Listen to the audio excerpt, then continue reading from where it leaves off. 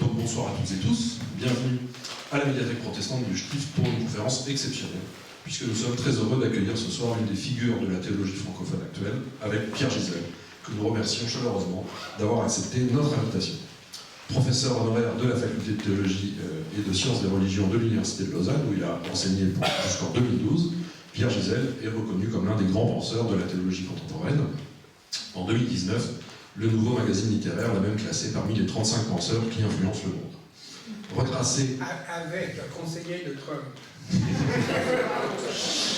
Donc, conseiller pour le meilleur ou pour le pire, la question est posée. La question est posée. Retracer l'ensemble de sa carrière d'enseignant-chercheur relève de la gageure, tant elle est riche et foisonnante. Pour le dire très rapidement, Pierre Gisèle est spécialiste des institutions et des imaginaires chrétiens. Parmi ses nombreux livres, on citera notamment La théologie face aux sciences religieuses, Sacrement et ritualité en christianisme, paru en 2004, Qu'est-ce qu'une tradition, paru en 2017, Sortir le religieux sabbat noir, paru en 2019, ou encore L'encyclopédie du protestantisme, c'est au moins pour ça que vous connaissez Pierre Gisèle, paru en 1995 pour sa première édition, dont il a été contributeur et surtout directeur éditorial. Il a entre autres également, parmi toutes les choses qu'il a faites dans le domaine de l'enseignement, copiloté une formation pour les acteurs des différentes religions et confessions dans le canton de Vaud.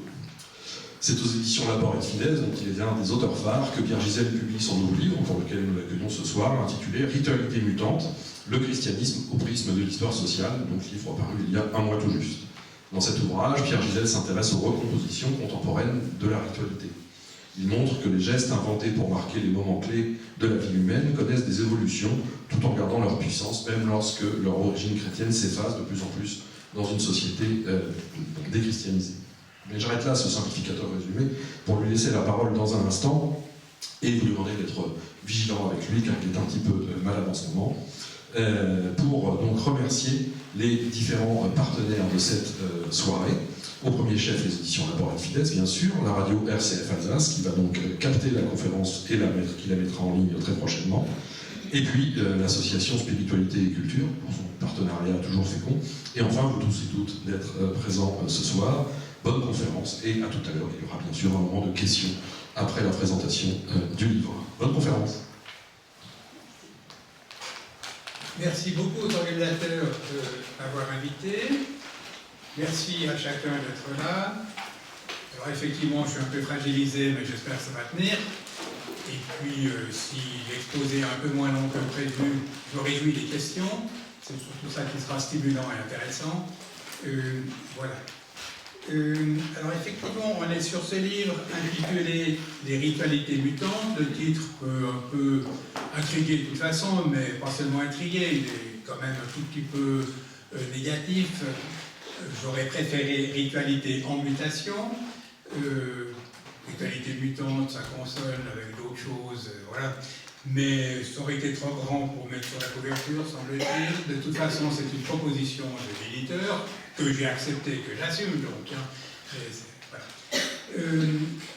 En réalité, ce livre, c'est une réédition, mais c'est une réédition où j'ai complètement tout réécrit. Donc, dans ce sens-là, c'est un nouveau livre. Mais j'avais effectivement publié, je crois, en 2004, le livre qu'a cité l'autre président.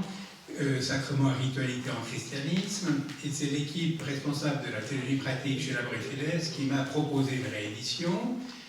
Après beaucoup d'hésitation, j'ai dit oui. Le titre est nouveau, mais pas le titre seulement, puisque j'ai tout réécrit.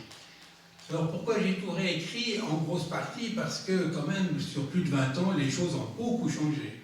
Ça, vous le savez, donc on enfonce des portes ouvertes en disant cela. Elles ont changé sur les questions de la ritualité, mais plus globalement dans la société, plus globalement sur le religieux dans la société, les recompositions, etc.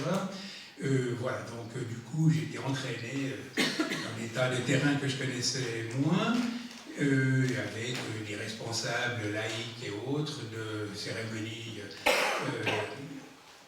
liturgiques, si on veut, mais laïques quand même.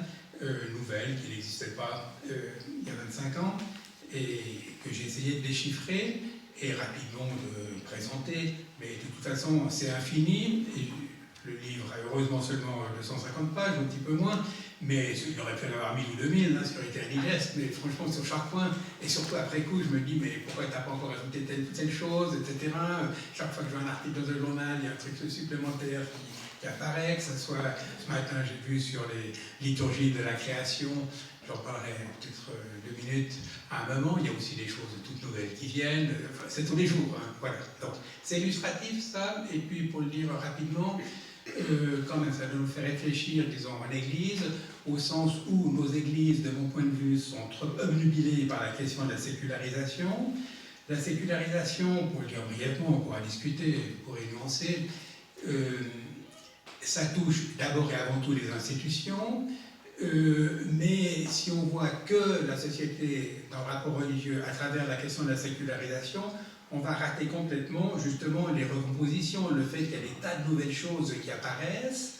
Alors je ne dis pas que toutes ces choses sont bonnes, hein, mais elles apparaissent, elles sont significatives, elles sont de toute façon, comme je dis souvent, symptomatiques d'un état social dans lequel on est, puis symptomatiques aussi du religieux dans cet état social, et à ce niveau-là, elles doivent être déchiffrées, et puis plus profondément aussi pour nous, pour le dire ainsi, derrière ces nouvelles recompositions, il y a des quêtes réelles, des quêtes authentiques, il y a aussi des refus de telle ou telle forme de christianisme, et ça aussi, ça doit être interprété. On peut ne pas être d'accord avec les réponses, on peut être sévère sur les réponses proposées, mais ça ne va pas éliminer le fait que c'est des vraies questions qui sont là derrière, et que plutôt que d'être sévère sur les réponses, il faudrait mieux déchiffrer ce qui se passe, et puis honorer ces quêtes, peut-être d'une manière différente, etc., mais quand même les honorer, pas simplement les mettre dans la décadence postmoderne d'aujourd'hui. Voilà. Donc il y a tout ça à l'arrière-plan, bien sûr, et puis avec, voilà, je vais dire un peu rapidement, le pari que je viens d'indiquer. Voilà. Alors, maintenant, qu'est-ce que j'ai fait dans le livre? C'est principalement le septenaire, pour parler comme les catholiques, c'est-à-dire le septenaire, c'est les 7 sacrements qu'on a dans l'Église catholique romaine. Vous me direz pourquoi j'ai pris le septenaire alors qu'en principe je suis protestant. D'abord parce que un certain nombre de choses, ne serait-ce que par exemple les funérailles, ou la confirmation, ou la question du pardon, etc., ne sont pas dans le protestantisme des lieux de sacrement, mais sont quand même matière à de la ritualité. Et comme je prenais de façon large les ritualités, il n'y avait pas de raison de se limiter uniquement au sacrement. Après, on pourra toujours discuter, si vous voulez, je viendrai, on verra, le temps que je vais utiliser, ce que veut dire la distinction entre de la ritualité forcément quand même un peu codifiée, organisée, etc., mais qui ne porte pas le nom de sacrement, et puis ceux qui portent le nom de sacrement. Voilà. Je prends le septenaire tout de suite aussi comme indication historique. Le septenaire, il ne faut pas avoir de lecture innocente de l'histoire. Il ne date pas des premiers temps de l'Église, même de l'Église catholique, il date du XIIe siècle. Et c'est pas comme pense certains protestants, on avait le sacrement et les catholiques en ont ajouté, ils ont arrivé à 7. Il y en avait beaucoup plus que 7, donc le 7 c'est une restriction. Hein. C'est une restriction où on pense plus spécifiquement ce qu'est le sacrement par rapport à toutes sortes de symbolismes, et puis d'éléments qu'on appelait sacramentaires, qu'on appellera après les sacramentaux, voilà, et on a focalisé sur ces 7, mais c'est donc une décision, en gros, du XIIe siècle, suite à une évolution, comme toujours dans ce genre de choses, et qui ensuite a marqué. Voilà. Puisque je suis dans les questions de différenciation historique, le septenaire, donc, il est resté. Chez les catholiques, si on vous demande combien il y a de sacrements, ben forcément la réponse c'est 7, mais ça ne veut pas dire qu'ils n'ont pas bougé. Il y a des modifications, y compris officielles, les plus officielles. Pour anticiper un peu, juste une chose, Vatican II, qui est un concile important, comme vous savez, un concile écuménique, faire attention au terme, écuménique pas au sens interconfessionnel, écuménique opposé à régional, hein, il y a des conciles régionaux, et des conseils écuméniques, c'est-à-dire pour toute la terre, mais ils sont catholiques romains, ils ne sont pas écuméniques, mais ils s'appellent concile écuménique à cause de cela. Le concile de Vatican II a, sur la question des sacrements, justement, quand même modifié 2 choses qui ne sont pas anodines. La première, que probablement la plupart d'entre vous avez repéré, c'est qu'on avait l'extrême onction, Et l'extrême onction, quand même, il y a qu'à voir la littérature et d'autres choses, c'était pas rien comme moment, comme passage, il fallait équiper pour la traversée à venir. Et voilà, donc, qui est devenu le sacrement des malades. Donc on a déserté la question de la mort, si j'ose dire, j'y reviendrai, et on a fait sacrement des malades, donc des gens encore vivants, c'était d'ailleurs un peu le but, hein, pas s'occuper que des morts mais des vivants. Ok, mais qu'est-ce qu'on fait des morts? Bon, qu'est-ce qu'on fait du deuil? Voilà, donc c'est une modification. On a gardé un sacrement qui est un des 7, mais il a changé de nom, et pas tout à fait que de nom. D'autre part, est apparue à Vatican II la sacramentalité de l'Église. Ça aussi, c'est nouveau, et ça aussi, ça va faire réfléchir. Voilà, depuis Vatican II, l'Église est comme telle sacramentelle, et les sacrements, les 7, sont des expressions de ce qu'elle est profondément. Avant, on disait classiquement que l'Église faisait des sacrements. Oui, l'Église, non, justement pas. Les sacrements font l'Église. Depuis Vatican II, c'est plutôt l'Église fait des sacrements. C'est qu'un renversement à réfléchir, il est indicatif de beaucoup de choses, mais là encore une fois, il n'est pas anodin. Voilà. Et quand on dit que c'est l'Église qui fait les sacrements et que les sacrements sont l'expression de l'Église, on met quand même l'Église en première place de façon très très forte.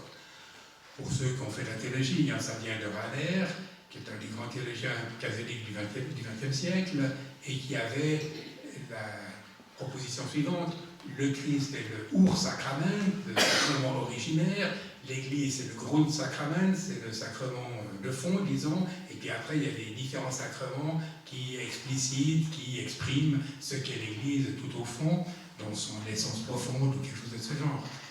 Voilà, ça encore une fois c'est une nouveauté. Donc on est sur le septenaire. J'ai dit que c'était pas que catholique parce que les lieux du septenaire chez les protestants sont honorés de façon liturgique forte, hein, suivant lesquelles, même si elles ne s'appellent pas des sacrements, et donc ça méritait d'être regardé de près. Voilà, et puis je viens de dire que dans le catéchisme, il y a aussi des évolutions. Cela dit, ceux qui ouvriront le livre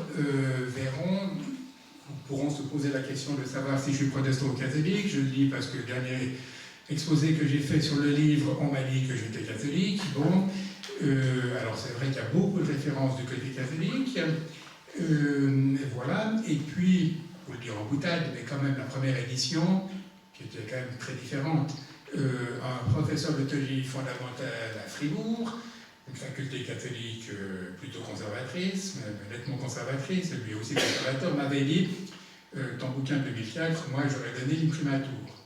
Je ne sais pas si je devrais jouir ou non de cela. L'imprimatur, c'est pas la théologie officielle de l'Église, mais quand même, voilà, après l'imprimer proteste peut être imprimé, on passe à l'acte, imprimatur, subjonctif, c'est quand même pas tout à fait rien. Voilà, bon. Mais à part cette boutade, je pense que profondément, concernant ma position, qui pas seulement sur la question de la ritualité, mais plus générale, elle ne veut pas être confessionnelle au sens restrictif du terme, comme si on avait à honorer une tradition à côté d'autre. La différence catholique-protestante, elle est instructive, donc la différence confessionnelle, il ne faut pas la liquider, elle est instructive en tant que telle. Chacun des termes, catholique ou protestant, a ses forces et ses faiblesses. Il faut réfléchir à cela, bien voir que souvent les faiblesses sont le revers des forces, et honorer l'ensemble de la problématique qui est à l'arrière-plan des différences confessionnelles. Sur ce point, on peut dire que je pourrais être tillichien quand il parlait de substance catholique et de principe protestant. Si on a la substance catholique, on risque d'être installé dans cette substance et pas la faire bouger suffisamment. Quand on n'est que dans le principe protestant, qui est le principe, disons, protestataire, prophétique et autres, critique, du coup, on risque de s'installer dans la critique pour la critique. Et la critique, elle opère sur les réalités concrètes, elle est là pour faire bouger les réalités, ou pour reprendre le vocabulaire de Tillich, justement, pour faire bouger le substantiel. Mais il n'y a pas de réalité, de mon point de vue, en dehors des corps, des réalités, que ce soit les corps individuels, que ce soit les corps symboliques, que ce soit les corps sociaux. J'ai mon héritage protestant, si on veut, du côté, si on veut, de la critique et prophétique, mais il ne faut pas isoler cet élément, il est opératoire dans des réalités qui étaient là avant, dans des réalités qui ne sont pas toujours avec nous, et dans des réalités qu'il faut contribuer à construire, à modifier, à honorer, etc. Voilà. Donc ça, c'est quand même, je crois, un point, moi j'y tiens. Encore une fois, il est assez central chez moi, et c'est pas que sur la question des sacrements. Voilà. Maintenant, puisqu'on est sur les petites personnalisations, il y a des gens qui m'ont dit non seulement que j'étais catholique, mais que j'étais aussi franchement conservateur. C'était une critique. Hein.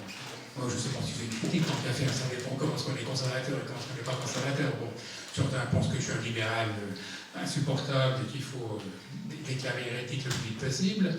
Et d'autres pensent que je suis conservateur. Voilà, alors, profondément. J'ai fait allusion d'ailleurs tout à l'heure quand j'ai dit que tout changeait dans l'histoire, y compris les questions de sacrement. Moi, mon pari de fond sur le christianisme, c'est que le christianisme, le génie du christianisme, pour parler comme ça, comme Chateaubriand, le génie du christianisme, c'est l'acculturation.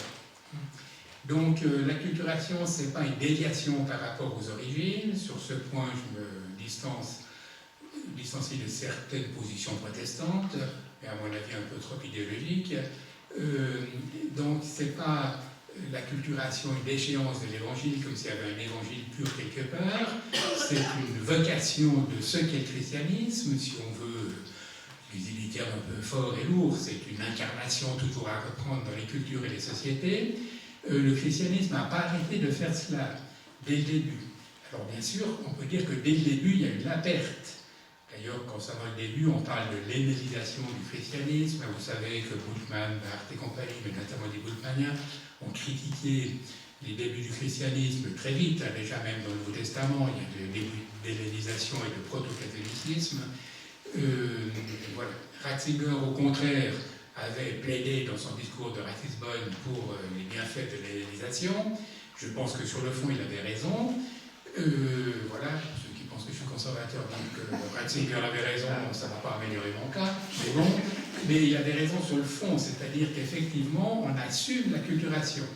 Après, il y a le discernement, théologique et autres, pastoral aussi, etc., sur qu'est-ce que ça donne, cette acculturation. Chaque fois, ça veut donner le meilleur et le pire, ou un mélange des deux, mais c'est pas la même chose de dire on doit déchiffrer ce qui se passe en termes d'acculturation, ou de dire l'acculturation est par principe mauvaise, hein, c'est pas la même chose. Deuxièmement, quand même, pour distinguer par rapport à Ratzinger, lui pense que la synthèse qui a été opérée dans les premiers siècles, c'est une synthèse indépassable.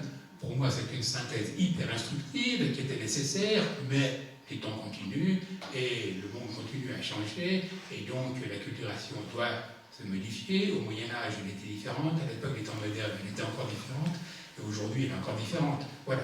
Donc oui, pour l'acculturation, non pour bloquer sur un seul modèle qui serait le modèle qui devrait perdurer, voilà, et puis travailler sur les acculturations qui chaque fois portent le meilleur comme le pire, comme d'ailleurs toutes les réalités religieuses, comme les sacrements aussi, ça peut porter le meilleur et le pire, et que on doit discerner, honorer, réfléchir, voilà, et faire des propositions par rapport à ce qui est proposé, ce qui pourrait être corrigé ou proposé en contrepartie, etc.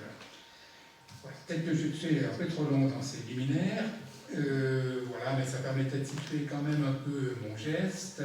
Et puis, dernière chose sur le fond quand même, mais qui est un peu amené par ce que j'ai dit. Sur le fond, je pense que le christianisme, c'est à la fois une religion qui met en avant très fortement le corps, d'où les sacrements, le corps sacramentel, le corps qu'est l'Église, etc.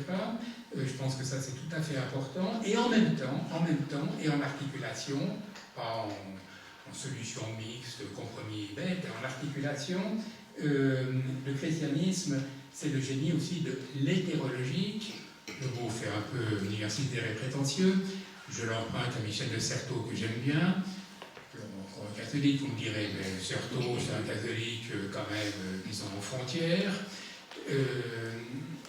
qui vivait avec une femme, mais ça c'est pas le seul, mais chez lui c'était public, ce qui est quand même mieux qu'une femme cachée, fin parenthèse, et il a toujours été jésuite, ça posait pas de problème, ni pour lui, ni pour sa compagnie. Mais indépendamment de ça, il a toujours été ailleurs que il était en théologie, mais en philo, en anthropologie, en sociologie, etc., tout le temps. Voilà. Mais chaque fois, il a travaillé la question de l'hétérologique, de ce qui ne fait pas nombre, de ce qui ne s'intègre pas, de ce qui toujours laisse des marges ou des restes, et nous avons toujours d'ailleurs à réfléchir sur les restes, ce qui est en marge, etc., par rapport à tous les projets totalisants.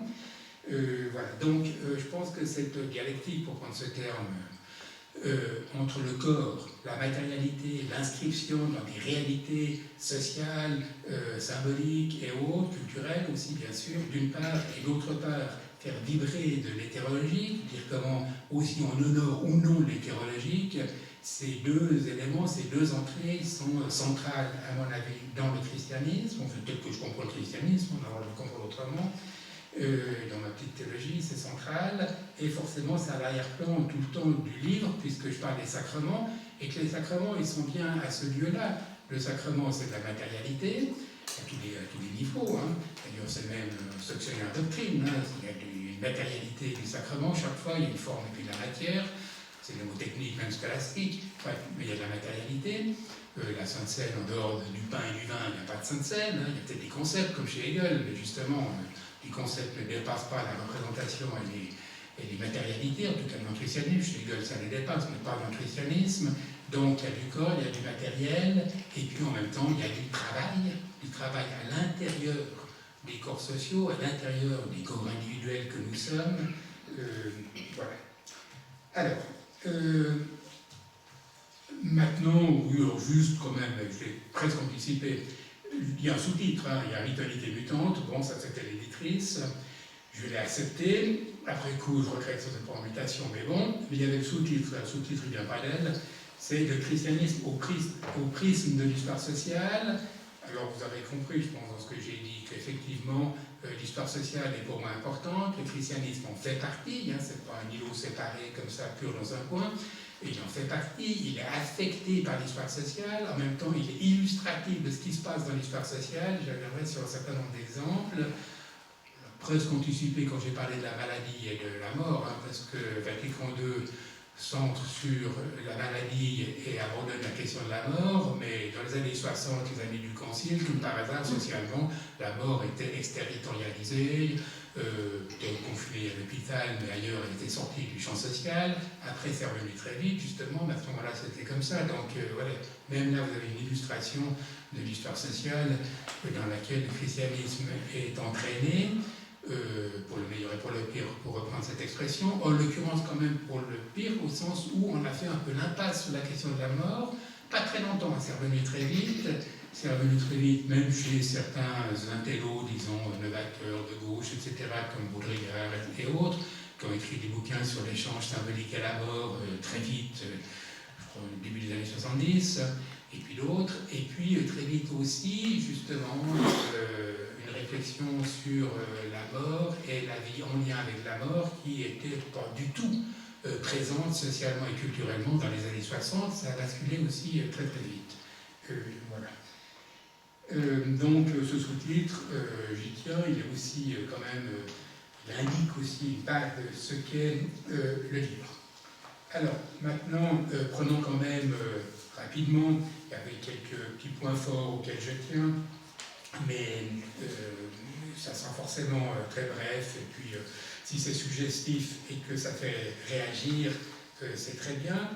C'est le but, ça ne peut pas être de l'exposé exhaustif sur chacun de ces points. Si je prends un septenaire, pour chacun des points, on pourrait avoir 2 heures ou même tout un semestre, puis là on aura 10 minutes, donc maximum, même pas.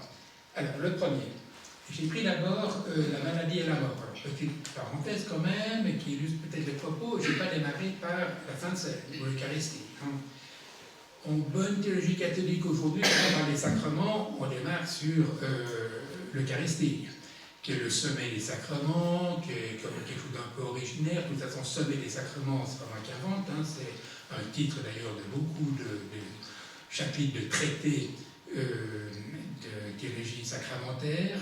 Dans certaines encyclopédies catholiques, on a le titre, quand on parle des sacrements, le sommet, l'Eucharistie, le sommet des sacrements, etc. Et là, je le prends à la fin. pour en discuter. Je démarre donc sur la maladie et la mort. Alors, la maladie et la mort, justement, c'est un des lieux où les recompositions sont hyper visibles. Et par rapport justement à l'époque où j'avais écrit la soi-disant première édition de ce livre, ou un autre livre qui est différent, les choses n'étaient pas présentes comme aujourd'hui. Alors je ne sais pas ce qu'il en est en Alsace, je ne sais pas ce qu'il en est à Strasbourg, de façon précise, mais en Suisse romande, et en tout cas en ville, plus de la moitié des cérémonies funèbres sont des cérémonies laïques. Laïques au sens français de l'intérieur, pas laïques au sens non clérical, mais laïques au sens non religieux, avec ce qu'on entend sous religieux, parce qu'on peut dire quand même que c'est religieux, mais enfin c'est laïque, voilà, et proposé souvent par les entreprises de pompes funèbres. Donc ça c'est nouveau, c'est intéressant de voir ce qu'elles proposent, ces entreprises. Souvent les canevas de base liturgiques, c'est moi qui dis liturgique, je ne dirais pas liturgique, sont quand même semblables, ce qui voudrait dire qu'il y a quand même des structures anthropologiques à l'arrière-plan qui agissent, qui sont là, qui sont présentes. Voilà. Mais par ailleurs, il y a des modifications tout à fait importantes. Alors je vous donne très rapidement une modification qui, moi, me frappe et qui est justement illustratif en termes d'histoire sociale. Avant, pour dire ça un peu de façon massive ou caricaturale, la mort en Occident et en christianisme, c'était un vrai truc avec lequel on s'expliquait. Pour dire vulgairement, c'était quand même un emmerde. On s'expliquait avec ça, alors après, le sublimer, le nier, faire des tas de choses, on fait quelque chose. Bon. Aujourd'hui, pas du tout. Moi, j'ai discuté avec une directrice de pompes funèbres. D'abord, elle me dit au passage, après une demi-heure de discussion, cool, sympa et tout, elle me dit: vous savez que la mort n'existe pas. Personne n'aurait dit ça il y a 25 ans. Encore moins une directrice des pompes funèbres. J'ai posé lui dire, très bien, elle n'existe pas dans le fait financièrement vous arrivez, mais bon, mais quand même, c'est indicatif de quelque chose d'important pour elle. Alors, j'ai dit avant, c'était quelque chose de quoi on s'expliquait. Aujourd'hui, c'est lycée. C'est lycée. Je pense que c'est tout à fait typique quand même du postmoderne d'aujourd'hui, il faut le dire ainsi. Alors, Kübler-Ross, que vous connaissez peut-être, ou probablement, elle avait écrit un livre qui fait fureur, que tout le monde connaît, je crois, qui était les étapes qu'on a quand on apprend qu'on va mourir. Alors, il y a différentes étapes qu'elle décrit bien, ça peut être la révolte, après le déni, puis finalement quand même l'acceptation, après le marchandage, enfin un certain nombre de choses. Bon, très bien. Très vite après, elle a participé à un livre où le titre est significatif, La mort, dernière étape de la croissance.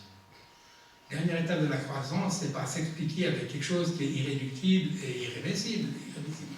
Voilà. Donc on est là-dedans aujourd'hui. C'est la dernière étape de la croissance. Quand j'ai dit que ça lissait, hein, ça intègre, c'est continu. Voilà. Et quand j'ai regardé un peu de près les liturgies que proposent ces cérémonies laïques, vous avez des choses récurrentes. D'abord, un truc un peu bouddhiste, si vous voulez, mais ça, je m'en fiche que ça soit bouddhiste ou pas, c'est enfin, significatif pour aujourd'hui. La petite goutte qui rejoint l'océan. Donc, vous voyez, la discontinuité s'expliquer avec la petite goutte qui rejoint l'océan. Ou bien, alors au Québec, c'est massif dans toutes les liturgies laïques, on rejoint le grand tout. Même chose, ça illustre le même point, on pourra en discuter. Voilà. J'espère que je ne caricature pas trop, mais je trouve ces points tout à fait significatifs, symptomatiques, critiquables. Voilà. Maintenant, il y avait des forces dans le christianisme, il y avait aussi des faiblesses, hein, forcément. Le christianisme s'expliquait avec la mort, ça a aussi donné des choses, disons, de valorisation d'une position héroïque, quasi surmoïque, voilà, et que là, au contraire, c'est l'acceptation. Mais si l'acceptation, c'est la dilution dans le grand tout, dans notre société, quand même, il y a aussi des aspects de dissolution, d'homogénéisation, etc., qui, à mon avis, sont critiquables socialement et politiquement, mais on touche un peu les mêmes points de fond. Voilà, donc je le dis bien avec toutes les ambivalences. Hein. Voilà, puis encore une fois, il ne s'agit pas de condamner, critiquer si on veut, mais de la critique au corps à corps avec ce qui se passe, et pour assumer le présent, pas pour avoir une nostalgie de avant c'était mieux. Voilà. Donc, concernant la maladie et la mort, Il y a ce point-là qui est important, je crois. Le reste, je pense que vous avez vu, y compris pour les accompagnements dans les équipes d'hôpitaux.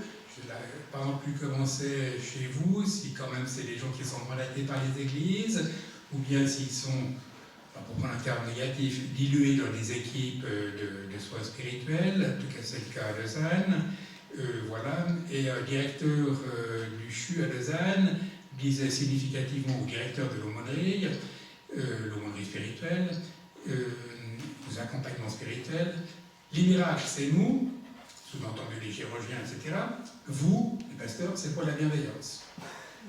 Donc ça aussi, c'est tout à fait typique comme glissement.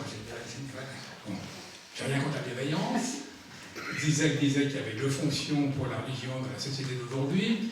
L'une, c'était de dire ce qui ne va pas dans les choses telles qu'elles sont.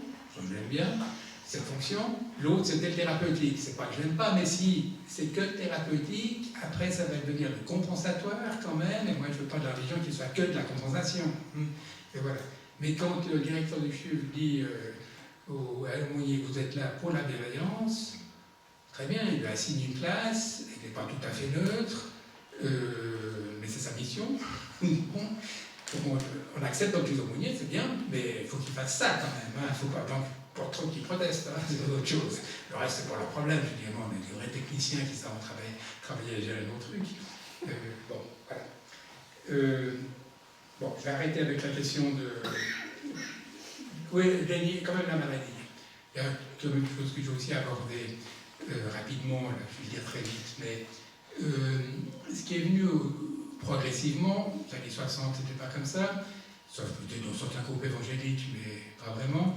Il y avait des prières pour la guérison. Aujourd'hui, c'est devenu important, comme vous savez, je pense, avec toutes les ambiguïtés pastorales ou autres qui se tiennent derrière. Qu'est-ce qu'on fait quand la prière pour la guérison va pas amener à la guérison? Sous-entendu, souvent, on n'a pas assez bien prié quand même, ou pas assez intensément, voilà, donc on culpabilise un coup parce qu'on n'a pas été à la hauteur de l'idéal. L'idéal et la culpabilisation, ça fonctionne bien ensemble, hein, notamment sur ce terrain. Il y a des prières de guérison, mais il y a aussi les exorcismes. Vous savez, je pense que dans tous les diocèses, il y a un exorciste accrédité. Si on avait dit aux catholiques à la fin du concile de 64, à la fin du concile, qu'il y aurait des exorcistes dans tous les diocèses 30 ans ou 40 ans après, personne n'y aurait cru. Voilà. Donc aujourd'hui, vous avez des exorcistes. Tout rapidement, ben voilà, ils ont des rites d'exorcisme pour délivrer l'emprise que, on l'appelle comment, le malin, le diable, le mal, tout ce que vous voulez, des esprits impurs ou d'autres choses, sur la victime. Et il y a tout un rituel pour être exorcisé dans le grand exorcisme, qui est autre chose que les prières de guérison, et qui sont mobilisés. Alors c'est chaque fois des prêtres. Alors si je veux dire un peu méchamment, il faut que ça soit des prêtres, sinon ça ne marche pas. Bon, mais ça touche quand même quelque chose peut-être d'important quand même pour les clients, les gens qui demandent l'exorcisme, le fait qu'ils soient prêtres et accrédités par l'évêque est quand même assez fondamental. Si c'était un laïc, je ne suis pas sûr que ça marcherait, franchement. Bon, voilà. Il n'y a pas forcément une théorie là-dessus, mais la pratique est l'indicatif de quelque chose. Voilà. Qu'est-ce que je voulais dire d'autre sur les exorcismes? Oui, il y a de la chose quand même. Les exorcistes que je connais dans les diocèses n'ont pas été spécialement formés pour ça auparavant. Ils ont été choisis par l'évêque, c'est comme ça chez les catholiques. On choisit quelqu'un et on lui dit tu vas faire ce job. Bon, et la plupart d'entre eux, quand ils racontent, il y a des livres d'exorcistes qui racontent ce qu'ils font, mais qui racontent aussi comment ils sont venus à cela. Ils disent que ça les a surpris, ils ne s'étaient jamais préparés à ça. Voilà, après forcément ils ont un peu travaillé. Bon. Mais voilà, il n'y a pas une préparation spéciale, il n'y a pas un charisme spécial, ce n'est pas un discernement d'un charisme, c'est une tâche qu'on donne à quelqu'un qu'on assigne une tâche, voilà, et puis après, il y a du rituel, il y a différentes choses, dont l'institution qui accrédite ça, et puis ça fonctionne, il y a des gens qui demandent des rites, et puis voilà. Moi, j'ai pas été demandé aux esprits mauvais ce qu'ils pensaient de ce qu'ils avaient subi dans l'exorcisme, mais ça a l'air de marcher. Bon. Voilà. Constat. Rapidement, de nouveau, en touchant quelques points comme ça et pas plus, le baptême. Le baptême, alors bon, superficiellement tout le monde le sait, le baptême des enfants, c'est en chute libre. En même temps, il y a depuis quelques années, en France c'est hyper visible, en tout cas à Paris et dans les grandes villes, je ne sais pas comment c'est ailleurs, et en pays concordataire, mais en tout cas ailleurs, il y a une recrudescence de baptême de jeunes adultes, d'adolescents et jeunes adultes, qui est très très forte. Hein. Il y en a eu 20 000 dans l'année de Pâques à Paris, et puis c'est en augmentation de passer d'1% chaque année. Donc voilà, alors on me dirait par rapport à la chute sociologique que représente la fin des baptêmes des enfants généralement distribués, administrés, ça ne compense pas forcément, mais c'est quand même symptomatique. Hein. Une sociologie intelligente, c'est pas que les chiffres, hein, c'est aussi les déplacements, pour quel déplacement, qu'est-ce qui arrive, même si ça ne compense pas, c'est quand même significatif. Alors il y a ça, bon, mais très bien, c'est pas le point le plus important sur lequel je voulais attirer votre attention. C'est plutôt la modification, j'avais parlé des modifications concernant les sacrements, celle que je vais dire maintenant, je ne l'avais pas touchée. Avant, le baptême, c'était d'abord et avant tout, quand même, traditionnellement pendant des siècles, l'accueil d'une nouvelle vie. Enfin, l'accueil, c'est moi qui dis, pour dire en termes positifs, hein, mais c'était une nouvelle vie, et puis d'ailleurs, à cause du péché originel, etc., il fallait faire les choses rapidement à la maternité avant que la personne meure, sinon elle allait dans les limbes. C'était mieux que l'enfer, enfin bon, on avait inventé la question des limbes parce que c'était quand même trop dur de dire que votre enfant qui a vécu 2 jours ou même pas va direct en enfer, donc très bien, il y avait les limbes. Petite parenthèse, la commission pontificale de théologie a décidé que les limbes c'était plus pertinent. Voilà. Que me disait Bernard Raymond, est-ce que c'est une mesure à effet rétroactif ou pas? Fin de parenthèse. Voilà. Parce que c'était une rationalisation indue, dit la commission, ce qui n'est pas stupide, hein, du tout. Voilà. Mais c'était quand même greffé là-dessus, le baptême. Donc en lien avec la nouvelle vie qui arrive. Aujourd'hui, quand vous lisez les traités, les bouquins de théologie catholiques, le baptême, c'est l'entrée dans l'Église. Alors peut-être qu'il y avait les deux entrées, justement, l'accueil de la nouvelle vie et puis aussi l'entrée dans l'Église, traditionnellement, mais c'était quand même d'abord et avant tout la nouvelle vie. Maintenant, c'est uniquement l'entrée dans l'Église. Quand vous regardez le développement, ce qu'est le baptême, c'est ça de A à Z. Voilà, je pense que ça c'est aussi une évolution significative qui mérite d'être interprétée, réfléchie, problématisée, etc. Vous me direz que peut-être dans les temps anciens, les deux choses étaient plus conjuguées qu'aujourd'hui, parce que entrer dans la vie, c'était forcément entrer dans une vie en termes d'alliance, comme on dirait, mais en termes de symbolisation. C'est pas de la vie biologique pure, elle est déjà forcément, on est accueilli dans de la symbolique, et donc les choses pouvaient se conjoindre plus que ça n'est le cas aujourd'hui. Mais aujourd'hui, avec l'entrée dans l'Église uniquement ce point, c'est comme si on a un club privé qui s'appelle l'Église, qui a ses trucs particuliers, et puis il faut entrer dans le club, voilà, c'est le baptême. Mais on n'est plus greffé sur quand même quelque chose qui est fondamental anthropologiquement, l'arrivée d'une nouvelle vie. Donc on a quand même perdu fondamentalement quelque chose, anthropologique, encore une fois, fort. Et je ne l'avais pas dit tout à l'heure, mais je vais le dire, mais ça aurait pu être dans l'introduction quand même. Le sacramentel, il est greffé sur l'anthropologique. Moi, je suis attentif à l'anthropologique dont le christianisme fait quelque chose, il s'insère dans de l'anthropologique, et chaque réalité du septenaire correspond quand même à des réalités anthropologiques fortes. C'est pas seulement parce que dans la Bible on aurait dit faites ceci en mémoire de moi, hein, parce que sinon on aura un sacrement du lavement des pieds, parce que là tout y est. Y compris justement faites ceci en mémoire de moi, mais anthropologiquement ça ne fonctionne pas comme ce qui a été mis de façon rituelle dans les sacrements, donc c'est quand même aussi indicatif de quelque chose de plus profond. Voilà. Bon, sur l'anthropologique, mais donc on a perdu quelque chose, je pense, et il y a d'ailleurs aujourd'hui de la compensation, parce que l'Église a déserté, quand même, tend à déserter la question de l'accueil d'une nouvelle vie, et vous avez les rituels, surtout aux États-Unis, mais ça commence à venir, de présentation de l'enfant qui est encore dans le ventre de sa mère. Il y a des mots anglais, je les ai oubliés là, mais présentation, voilà. Et puis le moment où on révèle aussi le sexe de l'enfant, parce qu'on l'a appris de son médecin. Et puis il y a une petite cérémonie où on est avec les amis, et c'est pas du baptême, mais c'est des cérémonies qui sont en lien avec l'arrivée d'une nouvelle vie. Et dans les propositions d'ailleurs d'une association en Suisse romande qui propose un certain nombre de rites parce que l'Église les a désertés, on ne propose pas seulement des rites pour la mort, etc. Bon, mais on propose aussi des rites pour le baptême.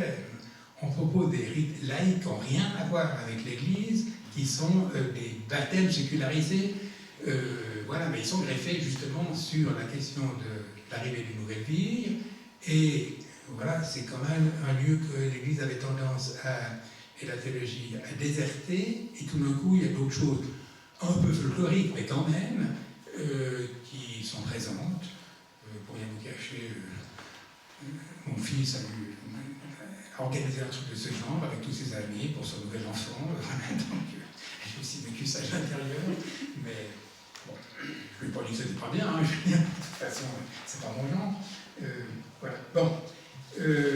Alors. Il y a trop de choses. Je vais beaucoup trop long sur l'ensemble des choses que j'ai dites. Peut-être je vais sauter. Je vais passer directement au mariage. Ça fait quelques points chauds là derrière. Donc, je saute la confirmation, on peut revenir si vous voulez dans la discussion. Alors, le mariage. D'abord, il y a un rite du mariage, c'est pas seulement un rite, hein, c'est un sacrement dans l'Église catholique romaine. Alors, ça veut dire quoi? Ça veut dire qu'on a ritualisé, qu'on a organisé, qu'on a normalisé la question de la sexualité. Vous savez là qu'il y a un vieux conflit entre la modernité, surtout récente, et l'Église, à savoir que avant c'était libre, notamment l'homosexualité, etc., et que l'Église a mis des normes insupportables et qu'il faut s'en libérer. Je pense que cette entrée est complètement erronée, dans le sens suivant. Ça a toujours été codifié, la sexualité. Donc on n'est pas dans c'était libre et qu'après le christianisme est venu, puis il a mis des codes, et aujourd'hui il faut s'en libérer. Ça a toujours été codifié. L'homosexualité que certains mettent en avant comme étant feu libre dans l'Antiquité, si j'ose dire, des clous, aujourd'hui, avec le christianisme, la sexualité, c'est autour de l'affectif, de l'altérité, de toutes sortes de choses importantes concernant la constitution de soi, en lien avec l'autre, et puis bon, tout ce que vous voulez, très bien. Bon. Et puis c'est là-dessus que va jouer la pastorale et aussi les interdictions. Bon, sous-entendu, on ne peut pas faire l'expérience d'altérité avec un couple homosexuel, j'y reviendrai. Mais avant, dans l'Empire romain, je vous rappelle quand même, pour ceux qui ne le savent pas, qu'il n'y a pas du tout ces questions sur l'affectif, l'altérité, etc. Mais la codification, elle est assez forte. Exemple, par rapport aux esclaves. Donc il y a une condition, des codifications qui sont liées au statut social. Pour dire rapidement, vous pouvez vous faire pénétrer par un esclave, en position passive, comme disent les textes, mais vous pouvez le pénétrer, mais vous ne pouvez pas vous faire pénétrer, sinon c'est peine de mort. C'est pas rien, peine de mort pour vous les deux. Donc voilà, donc codification, ça existe, lourde et forte, mais elle ne passe pas au même endroit. Voilà, donc les sociétés ont toujours codifié ce genre de trucs. Hein. Voilà. Bon. Maintenant, puisque j'ai touché l'homosexualité au passage, vous savez que c'est un point chaud. Voilà. Alors, c'est un point chaud au sens d'abord, pourquoi il est chaud, les églises protestantes non évangéliques ont quand même, si je vois bien y compris ici, permis les bénédictions de couples non hétérosexuels. Je pense que c'est le cas chez vous, en tout cas c'est le cas dans la France de l'intérieur. Mais ça n'a pas passé comme une lettre à la poste, et il y a eu des dissidences internes fortes. Hein, à Paris, la création des attestants, à partir du Marais, si je me souviens bien. Voilà. Et puis ensuite remonte à la même époque, pour la même raison, la création de ce qui s'appelle le R3, c'est-à-dire des réformés purs et durs, de type et de posture évangélique, mais qui viennent du milieu réformé et qui ont trouvé que c'était insupportable de permettre des bénédictions de couples homosexuels. Voilà. Bon, alors, moi j'ai... Bon, la précédente théologique est la suivante, si vous dire très rapidement et brièvement, mais je me suis fait attaquer très durement à l'Institut pontifical Jean-Paul II pour la famille sur ce point. Je pourrais vous en parler tout à l'heure si vous voulez. Pour moi, la question de l'altérité, elle est fondamentale dans le christianisme. Elle n'est pas fondamentale comme ça dans le bouddhisme et dans d'autres traditions religieuses. Elle est fondamentale dans le christianisme, elle est riche de choses importantes, que je crois. Elle a ses défauts comme toutes les positions fortes, mais elle a aussi ses forces, justement. Voilà. Mais autant je suis pour fortement défendre la question de l'altérité, autant il ne faut pas... Alors, avant d'aller plus loin, elle est forte. Et on peut dire effectivement que, si on parle de la gestion de la sexualité, que le mariage hétérosexuel, la rencontre de l'homme et de la femme, est une illustration de l'importance de l'altérité. Jusque-là, on peut signer, très bien. Ce qu'il ne faut pas faire, de mon point de vue, c'est de télescoper cette proposition générale, théologique, de fond, avec les situations concrètes. Pour dire, voilà, brièvement, on peut très bien ne pas faire l'expérience de l'altérité dans un couple hétérosexuel. Il y a 36 manières de confisquer l'altérité, de la manipuler, de se l'approprier, etc. On peut rater l'altérité dans un couple hétéro. On peut réussir la découverte de l'altérité dans un couple homo. J'en connais. Voilà, donc il faut distinguer les ordres. Hein. Ça ne disqualifie pas la valorisation de l'altérité, mais l'altérité, on peut la rater ou la réussir dans des couples hétéros, des couples homo. Voilà. Alors j'avais dit que oui, chez les catholiques ça passe mal, mais entendons-nous, ça passe mal quand même. Il y a quand même une déclaration, pas seulement dans l'avion du pape François sur tel ou tel point, mais quand même une déclaration du préfet de la Congrégation pour la doctrine de la foi, donc le nouveau nom depuis un bout de temps maintenant du Saint-Office, qui permettait quand même la bénédiction des couples homosexuels, avec ensuite une discussion qui s'est ravivée de savoir si on bénissait les homosexuels qui sont dans un couple homosexuel ou si on bénissait l'union homosexuelle comme telle. Hein. Le premier ça passait, le second ça passait pas chez certains. Voilà, bon. Mais quand même il y avait une avancée. Par contre, vous savez, je pense aussi que l'Afrique a réagi massivement de façon hyper dure, hein, ce qui a compliqué la tâche du pape François, au sens où, ça c'est un point peut-être pour l'ensemble du christianisme, mais plus spécialement pour les catholiques, qu'on veut décentraliser, on veut respecter les réalités culturelles locales, mais jusqu'où et comment? Parce que là, il y a une vraie réalité culturelle, l'homosexualité en Afrique, ça passe pas.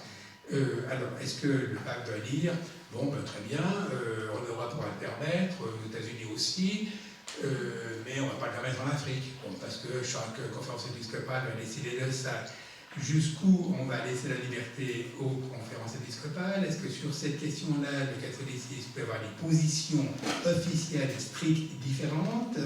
Ou est-ce que c'est sur des points qui seraient plus mineurs? Mais quels sont les points mineurs? Quels sont les points qui ne sont pas mineurs? C'est pas très simple. Hein. Voilà. Je ne suis pas pape, donc je n'ai pas réglé ce point. Mais c'est quand même quelque chose qui n'est pas simple, indépendamment du fait qu'une institution qui n'a pas arrêté de se centraliser pendant des siècles, tout d'un coup doit faire machine arrière. Vous savez, d'ailleurs, dans la République française, c'est complité de faire machine arrière sur la centralisation. Non, mais sérieusement, quand on construit à partir de l'Allemagne, comme en Allemagne et en Suisse, c'est plus facile, mais quand on est très centralisé, il faut descendre, c'est quand même plus compliqué. Bon. Mais ça, c'est un autre point. Voilà. Alors, moi, j'avais été invité donc, à l'Institut pontifical Jean Paul II pour la famille, petite parenthèse quand même, mais ça touche un peu le sujet. La famille a été l'objet d'un surinvestissement chez les catholiques qui est complètement délirant de mon point de vue. Et voilà. Et certains théologiens à la Curie voulaient que la famille devienne un sacrement. Moi, je leur ai dit que c'était une mauvaise idée. Voilà, pour différentes raisons qu'on pourra développer si vous voulez, je ne vais pas le faire maintenant. J'ai été un peu mal pris parce qu'il y avait une phrase de Jean-Paul II derrière moi sur le mur, moi je ne la voyais pas, mais tous les gens qui m'écoutaient la voyaient, qui disait exactement le contraire de ce que j'étais en train de raconter, ce qui n'a pas aidé bien sûr. Bon, alors, pour la petite histoire quand même, et ça montrait que cette est complexe, mais qu'elle bouge. Suite à ce que j'ai raconté, le dîner qui devait suivre, après mon exposé de la discussion, a été annulé. Ce qui n'est quand même pas tous les jours, et d'habitude je suis perçu chez les catholiques, mais là ça n'a pas passé. Bon. 3 mois, 4 mois après, François a modifié complètement la direction et les profs de l'Institut. Certains m'ont dit que c'est parce que j'avais passé, j'y crois pas. Mais par contre, ce qui est vrai, c'est que mon exposé qui avait super mal passé, après le changement de direction, il était publié dans la revue officielle de l'Institut. Donc il y a quand même un changement très très fort quand même. Hein. J'ai hyper mal reçu, et ensuite le texte paraît dans la langue officielle. Voilà, sur la distinction tout au fond de l'ordre de la création et de l'ordre du salut. Parce que le mariage, là on vient sur la question du mariage, déjà Vatican II, et c'était radicalisé par Jean-Paul II, qui était très fermement sur cette ligne, il y a une consécration très très forte des époux qui est pensée comme ecclésiale. Voilà. Donc on n'est plus dans l'ordre de la création, on est vraiment dans le chemin de la sainteté ou même un peu plus. Et puis la famille est une église, est une petite église, dans le texte ça vient. Jean-Paul II, on a rajouté plusieurs couches là-dessus. Église domestique, petite église, etc. Voilà. Donc là-dessus, on touche quand même un point. Sur ce point, je serais protestant, parce qu'il y en a qui en doutent, la distinction entre les ordres de création et puis l'ordre du salut, pour dire ainsi, ou l'ordre du rapport à Dieu, qui doit être transversal, qui n'ouvre pas un espace qui serait quasiment sacralisé, je dis aussi un peu, elle est assez fondamentale, et donc on peut dire, on peut dire que la question du mariage, du couple, de l'aventure, de l'altérité dans la durée ou moins courte durée, est tout à fait important et constitutif pour ce qu'est l'humain à la surface de cette terre, mais dire que c'est un ordre de la création important, fort, mais que ce n'est pas en tant que tel un ordre de sainteté, ou peut-être de sainteté, ça dépend ce qu'on met sous sainteté, pas un ordre sacré et pas un ordre de salut. Peut se jouer là la question du salut comme elle peut se jouer dans toutes les questions mondaines, mais ça ne sanctifie pas comme tel les questions mondaines. Voilà. Donc c'est là-dessus que ça n'a pas passé, et c'est là-dessus qu'il y a un point probablement assez fondamental et qui revient régulièrement chez les catholiques sur ce point, et notamment ça touche le grand thème de l'accomplissement. Vous savez que l'accomplissement, c'est le grand thème qui sous-tend quand même théologiquement Vatican II. En quoi les réalités d'ici sont accomplies quand on, dans le christianisme, quand on prêche l'évangile, voilà, elles sont accomplies au sens où elles ont une anticipation du royaume, où elles sont accomplies parce que du point de vue de Dieu, il y a restitution de l'humanité à son intégrité, à sa plénitude, à tout ce que vous voulez, mais restitution de l'humanité, pas encore de façon incoative, provisoire, etc., les anticipations du royaume. Dans le catholicisme, souvent, c'est les anticipations du royaume, provisoire, partielle, limitée, etc. Mais, encore une fois, ça cache quand même à l'arrière-plan une distinction insuffisante entre réalité de la création et réalité de l'Église du salut, etc. Voilà, je pense que c'est important. Monsieur le directeur, le président, tout ce que vous voulez, on peut m'arrêter quand pour qu'il y ait de la discussion, alors que je vais aborder que 2 ou 3 des 7 points du septenaire, mais je ne suis pas venu aux pièces, donc... Encore un quart d'heure. Encore un quart d'heure, sûr. Faut qu'il y ait de la discussion quand même. Hein. Oui, il y aura de la discussion. Ok. Mais je ne vais pas prendre un quart d'heure. Alors, qu'est-ce que je vais choisir alors, la question du pardon. La question du pardon, donc, en langage catholique, l'absolution. Le pardon, c'est un thème fondamental dans le christianisme, tout le monde est d'accord là-dessus. Et l'absolution étant un des sacrements parmi d'autres. Bon. Il y a beaucoup de problèmes qui se posent à l'arrière-plan de cela. Qui pardonne à qui et où sont les victimes, pour le dire rapidement. Voilà. Contre-exemple, que les Juifs n'ont pas supporté, même s'ils l'ont dit gentiment, Jean-Paul II qui prie solennellement avec tout mobilisant l'ensemble, en demandant pardon pour tout ce qu'on a fait aux Juifs. Bon, très bien de demander pardon, ok, mais les Juifs ne sont pas là, on ne s'explique pas avec eux, et on ne s'explique pas sur soi, sur pourquoi on a provoqué ce genre de choses par rapport au judaïsme. Ce n'est pas une occasion de reprendre les choses à la racine, on demande pardon à Dieu. Comme des Lévinas, Dieu s'en accommode facilement de ça, et comme j'aurais envie d'ajouter, le croyant de base aussi s'accommode trop facilement quand il s'agit uniquement de Dieu. Bon. Donc, pardon, c'est central dans le christianisme, mais ça doit. Qui pardonne et à qui? il faut que les victimes soient d'une certaine manière présentes. Alors on dirait qu'elles peuvent être présentes, après la Shoah, elles ne sont pas là. D'ailleurs, dans la tradition catholique, quand on parlait du pardon, de la réconciliation, etc., il y avait, dans les différents moments obligatoires, il y avait la réparation. La réparation, c'est quand même lié aux victimes. Même si elles ne sont plus là, il y a une réparation. Donc, c'est pas seulement demander pardon, c'est pas seulement avouer qu'on est dans la faute, la culpabilité, etc. Luther, sur ce point, a bien raison. Hein. La culpabilité, ça peut renforcer quand même le péché tout au fond. Hein. Il y a quand même quelque chose qui n'est pas très sain dans le catholicisme, pour caricaturer, où il faut demander pardon. Ça, c'est indispensable, c'est fondamental, etc. Une fois que vous avez demandé pardon, les grâces infinies de l'Église et la miséricorde vous sont offertes, hein, mais il faut que vous êtes mis dans la situation de demander pardon. Bon.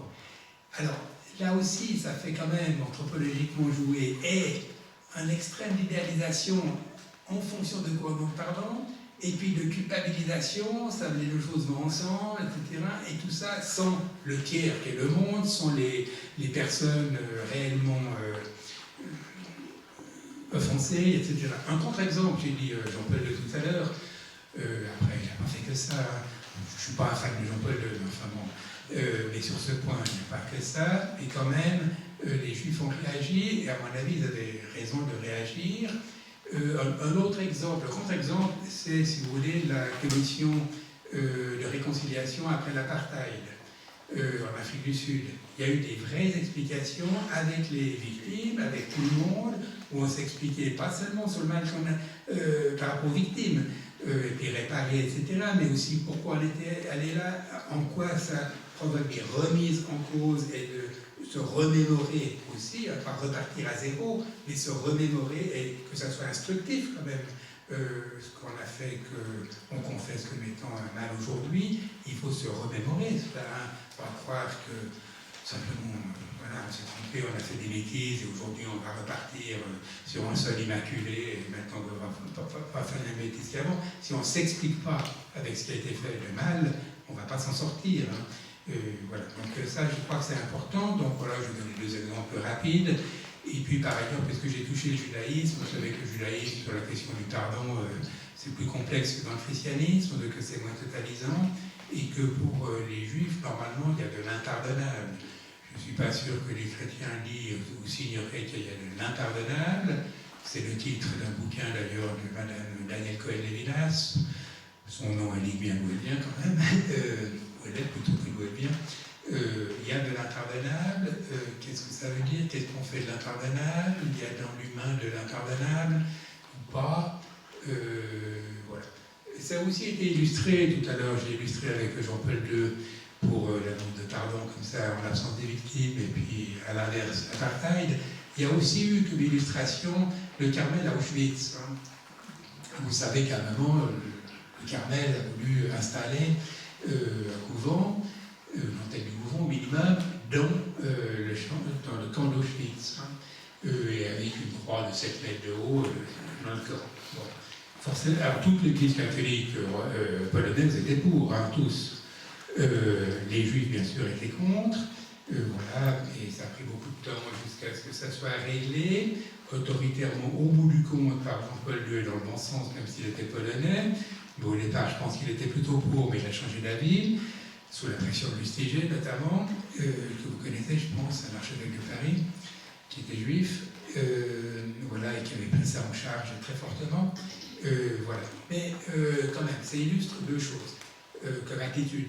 Le christianisme a tendance à dire, dans les lieux les plus graves, il faut que de la prière et de la miséricorde puissent retentir, de l'appel au pardon, etc., pour dire que d'une certaine manière, Dieu est plus grand que cela, voilà.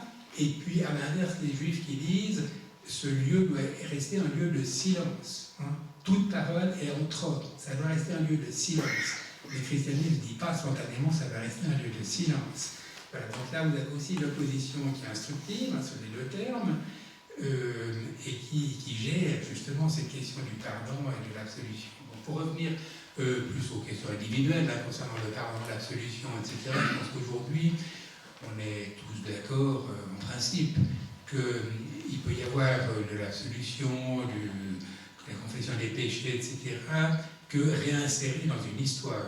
Pastoralement, il faut que le prêtre ou le pasteur permettre à la personne de faire de l'anamnèse, de s'expliquer, et qu'on restitue la faute dans une histoire, pas tout d'un coup quelque chose de mauvais qui est arrivé puis qu'on va pouvoir effacer. Il faut la restituer profondément dans une histoire. Il y a la question du débouché, j'avais dit les réparations, mais il y a aussi la question de l'amont.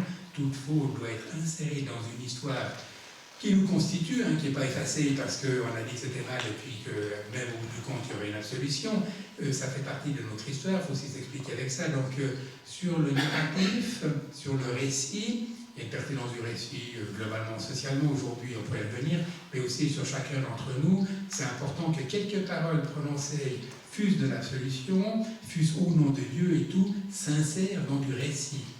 Parce que c'est la temporalité de nos vies, qui s'inscrit dans de l'espace, dans des cultures, dans du temps, dans de la progression, dans tout ce que vous voulez, et que ça c'est fondamental, et qu'il n'y a pas de parole venant de Dieu, ou en l'occurrence de pardon, indépendamment d'une narration qui doit être assumée, racontée, il faut s'expliquer avec ce qu'on a fait. Donc pastoralement, je pense que c'est important.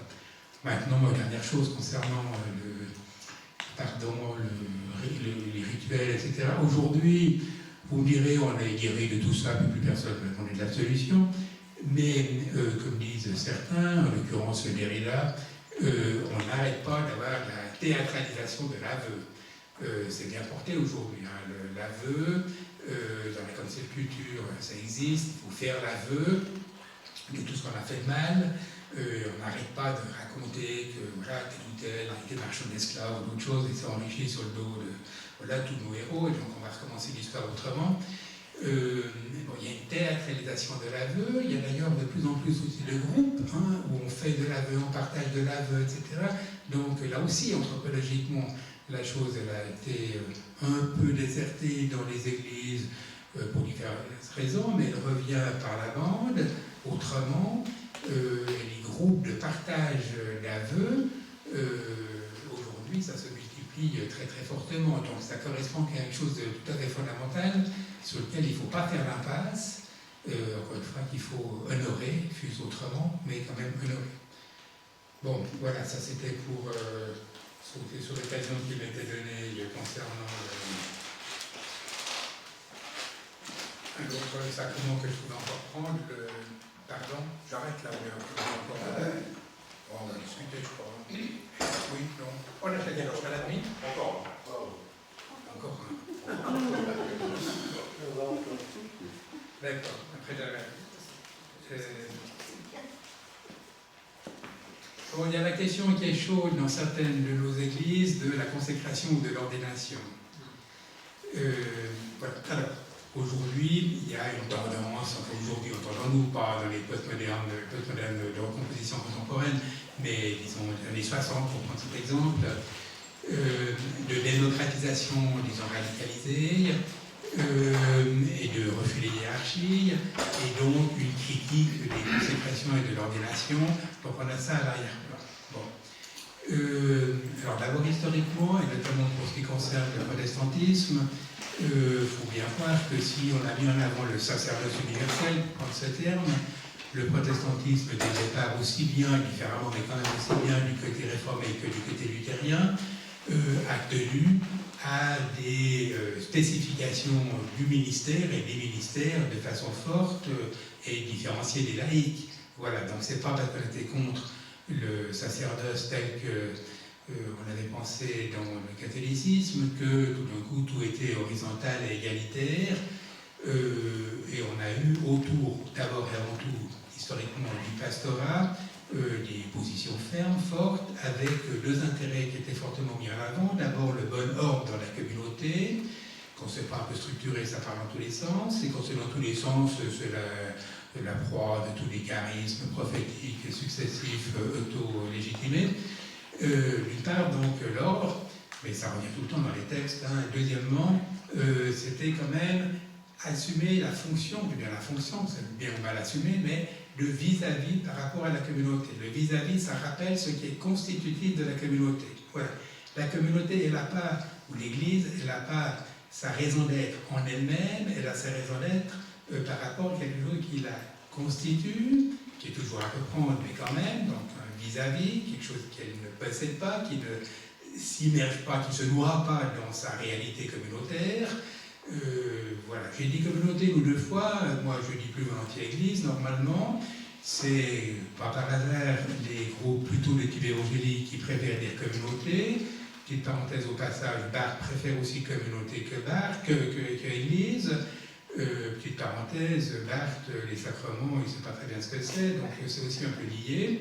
Non, il ne sait pas ce que c'est, parce que le seul dans la dogmatique où sacrement qu'il a pris vraiment en compte, c'est le baptême, et le baptême, ce n'est pas un sacrement, c'est un acte éthique.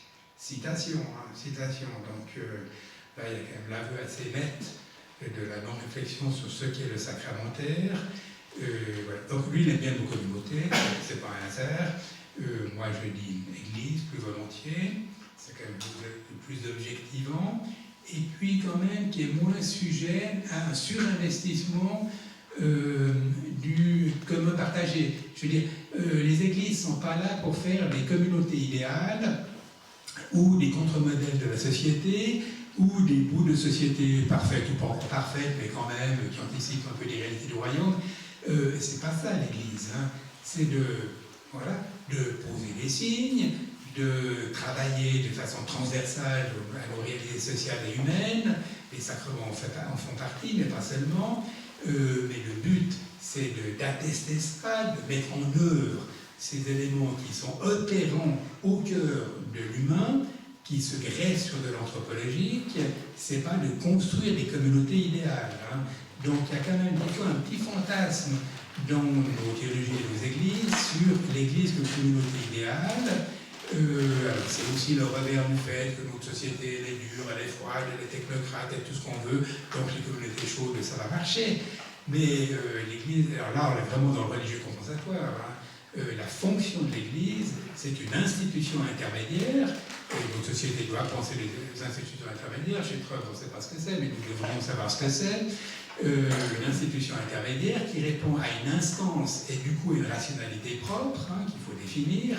En ce sens-là, il y a l'instance du religieux que l'on gère, mais gérer l'instance du religieux, ça se fait au cœur du monde, bien sûr, mais c'est pas pour construire un monde idéal, hein, c'est autre chose. Voilà. Bon, alors je termine avec ça, et puis là, on ouvre pour la discussion.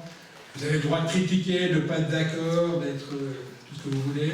Allons-y, toutes les questions sont importante, et de toute façon, elle cache toujours, ou elle dit explicitement, sinon elle cache quelque chose de fondamental. Donc, allons-y. Les questions sont ouvertes. Je pense que l'on peut déjà applaudir Pierre Gisèle pour ce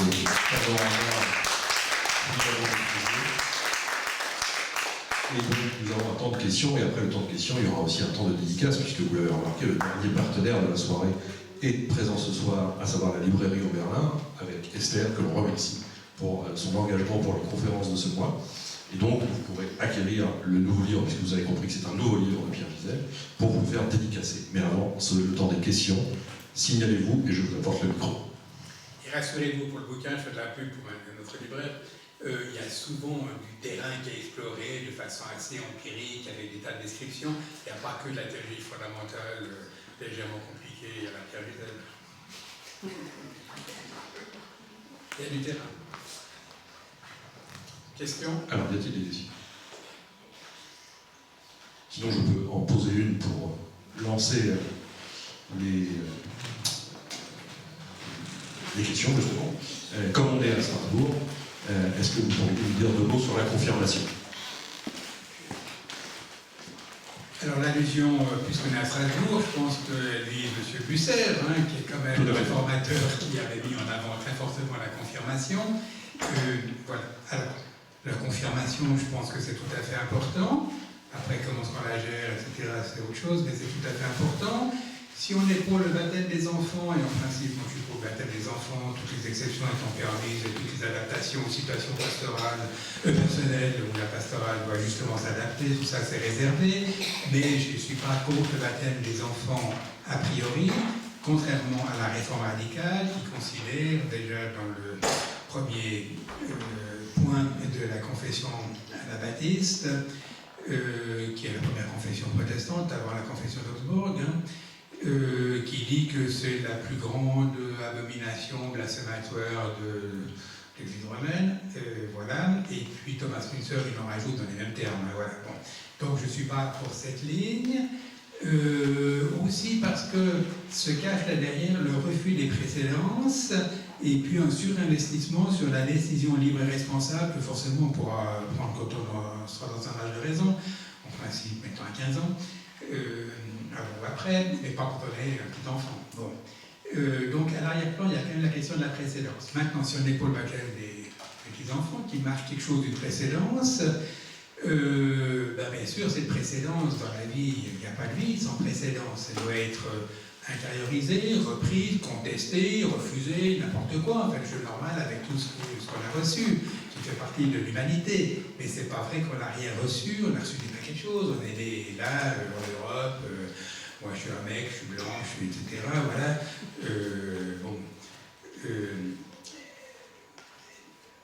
Donc, aujourd'hui, il y a quand même un petit refus des précédences qui va très très loin. Quand j'étais jeune, on disait qu'il ne faut pas baptiser les enfants pour qu'ils soient libres de choisir quand ils auront 15 ans. Aujourd'hui, j'ai un prof d'une université à Lausanne qui dit qu'il ne faut pas dire à un enfant qu'il est sans sexe avant qu'il ait 15 ans parce qu'il faut le laisser choisir. Il arrive à gérer ça sur 15 ans, mais enfin bon. Mais c'est le même truc tout au fond. On est conditionné, déterminé, après on s'explique avec ça, on l'habite, on le déplace, on le reconstruit autrement, on le fout loin, n'importe quelque chose, mais enfin, les précédences, qu'est-ce que c'est l'humain sans les précédences? Je veux dire, l'immaculé, voilà, on démarre comme sur le terrain vierge, on va se construire tout seul, c'est pas vrai, on se construit, y compris contre. Donc je suis pour le baptême des enfants et le refus des baptêmes des enfants, il cache cette question de la précédence qui n'est pas pensée et qui est liée à un fantasme sur l'origine pure, immaculée, et tout ce que vous voulez. Bon. Maintenant, si on n'est pas le baptême des enfants, forcément on n'est pas une confirmation, parce qu'à un moment, il faut ratifier, prendre sur soi. Voilà. Alors, la problématique de la confirmation aujourd'hui, elle est compliquée, aussi, si je généralise un peu, parce que la question de la décision, elle est en perte de vitesse, puisqu'en perte de vitesse, elle est un peu en déshérence.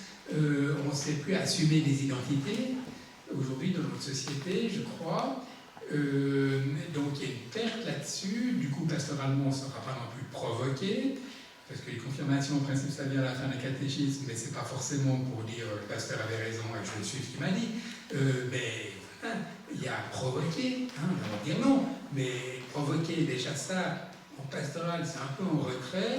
Aujourd'hui, on n'arrête pas de nous dire il ne faut pas provoquer. Moi, j'étais dans une commission d'État sur les affaires religieuses, et notamment par rapport aux musulmans. Quand j'ai dit qu'il fallait provoquer les musulmans sur tel ou tel point, on m'a dit que c'était de l'ingérence. C'est pas vrai. Et sur certains points, il faut provoquer les gens. Après, ils répondent comme ils veulent. Hein.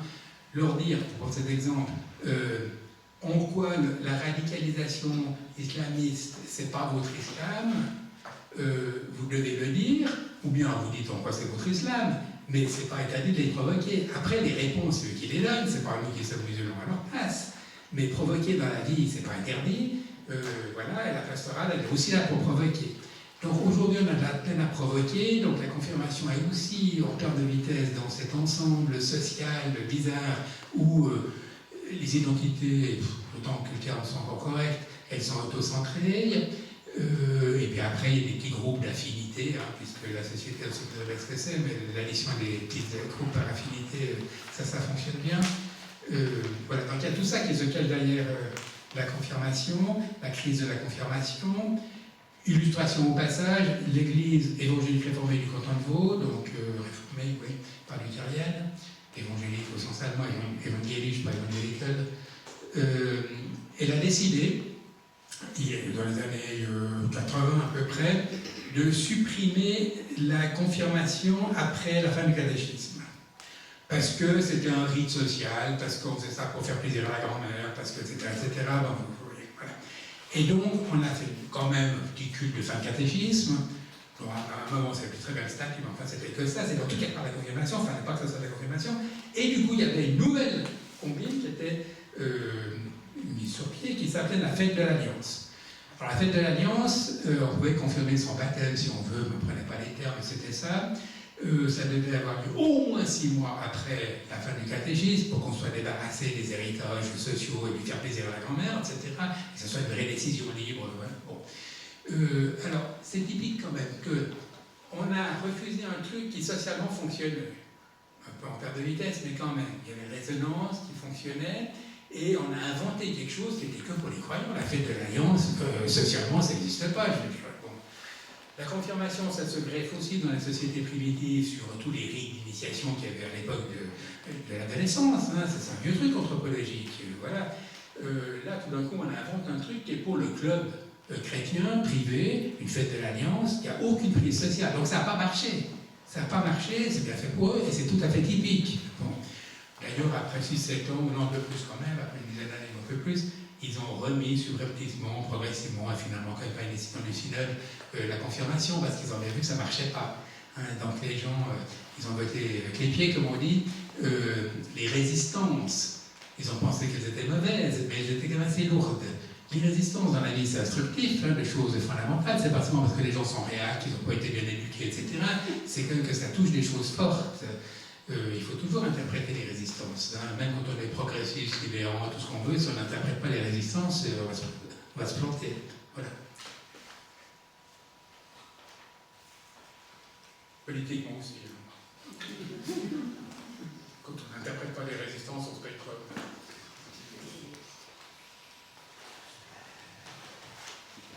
Une autre question ?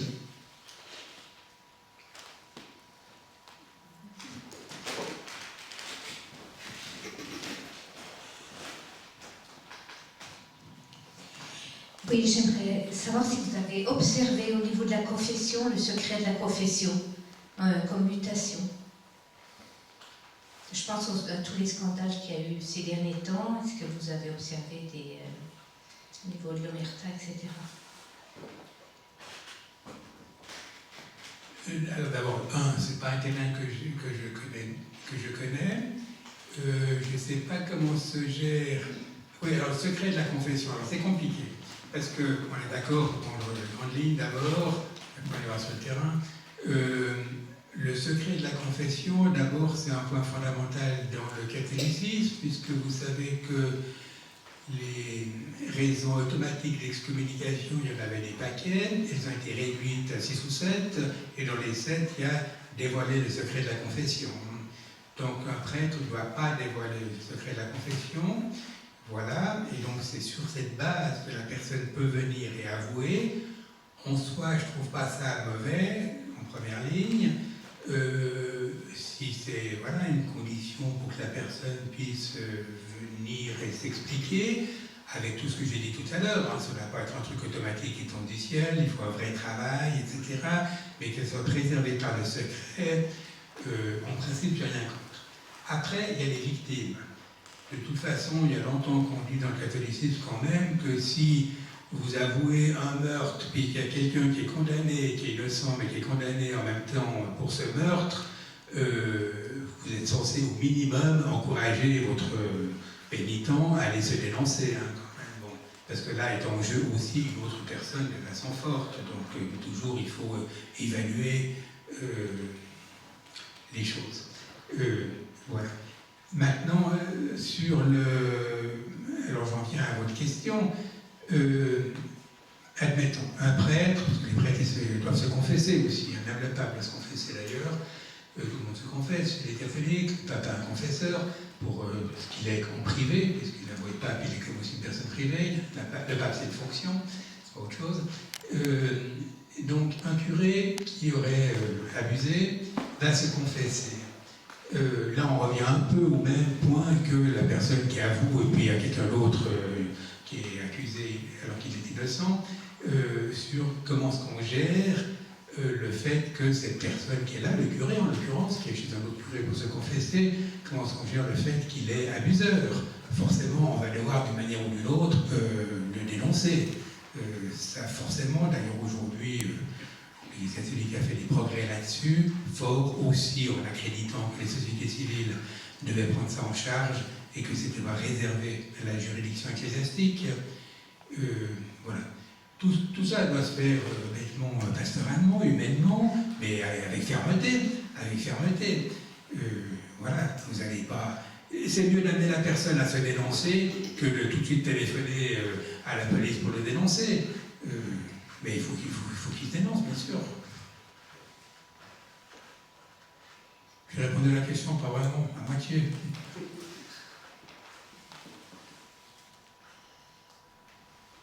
Après, voilà, c'est un problème très grave. Il n'est pas réservé aux curés, il faudrait que les protestants fassent attention à ça. Il y a aussi les cas chez les protestants, pasteurs, ou profs de théologie.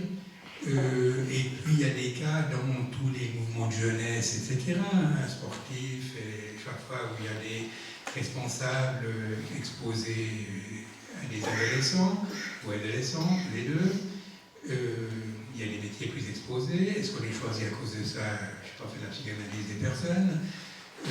Voilà. C'est pas du tout pour excuser quoi que ce soit l'attitude des prêtres, en l'occurrence, ou des pasteurs si on veut étendre, mais c'est un phénomène plus général que spécifiquement les prêtres, et c'est pas parce qu'on serait pour le mariage des prêtres que ça va faire disparaître le truc. Hein. Il y a des pasteurs mariés qui ont fait des abus. Il y a des profs de gym mariés qui ont fait des abus. Je veux dire, la question du mariage des prêtres, c'est un vrai problème en tant que tel, mais c'est pas ça c'est pas la cause des abus.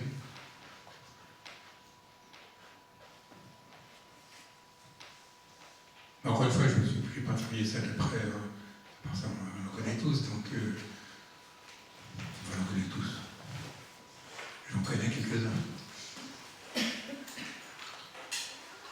Eh bien, s'il n'y a pas d'autres questions, il nous reste à remercier une fois encore Pierre Gisèle pour sa présentation de son dernier livre, Ritualité mutante.